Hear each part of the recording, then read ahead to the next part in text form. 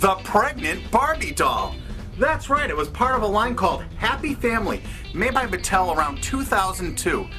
Actually, it isn't Barbie at all. It's actually Midge that was pregnant.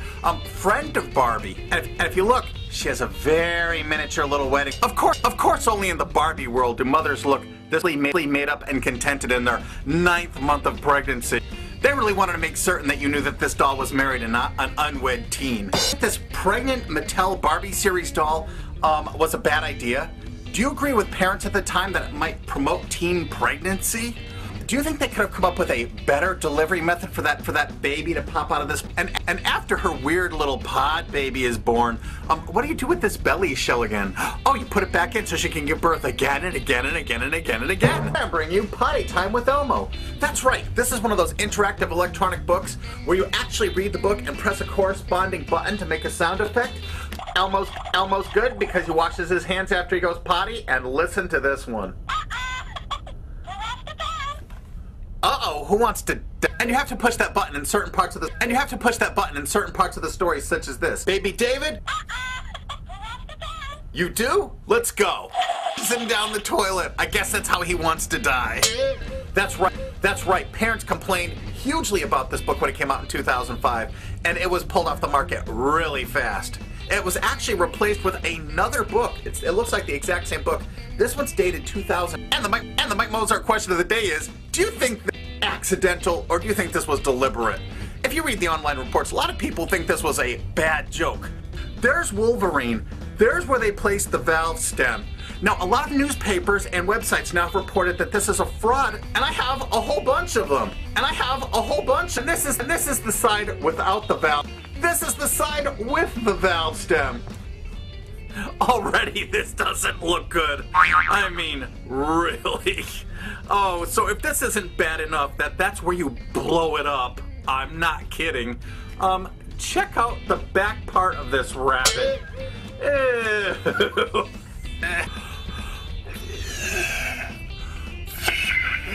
Get this mouth. What were they thinking? I mean, really. Try me, pull the bee. Yes, let's pull that bee. It vibrates. Didn't vibrate. Didn't vibrate. Try me. Look where the trigger is. It's between his freaking legs. I'm not kidding. So what did they go and do? They said, oh, gee, people are complaining that looks suggestive for children to be pulling on their schlongs. Let's change the toy a little bit. So what'd they do? They made the trigger bigger, thicker, longer, and black. Of all the ding-dong things on the Razor one. Here's his action trigger.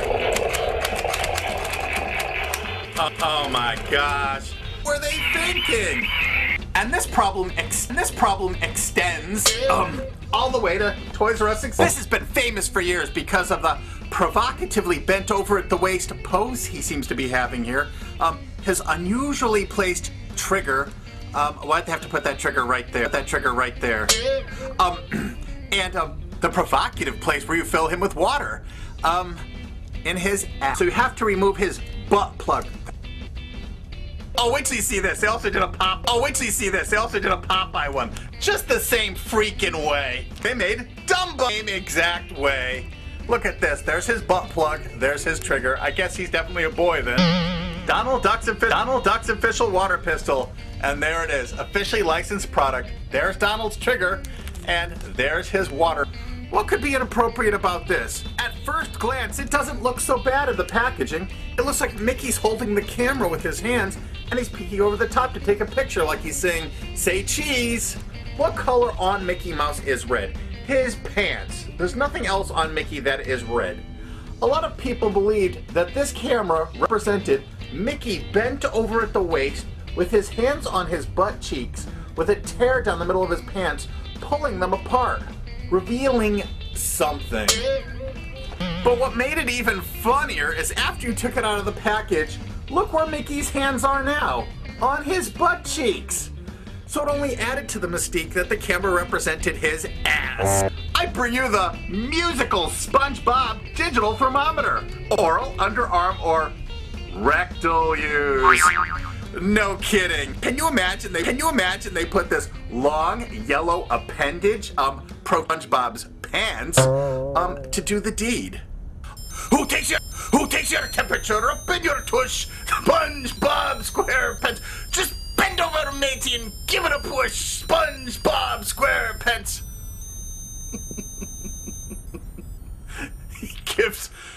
He gives oral or rectal, whichever you wish. SpongeBob SquarePants. He plays music inside you. Just give him a squish.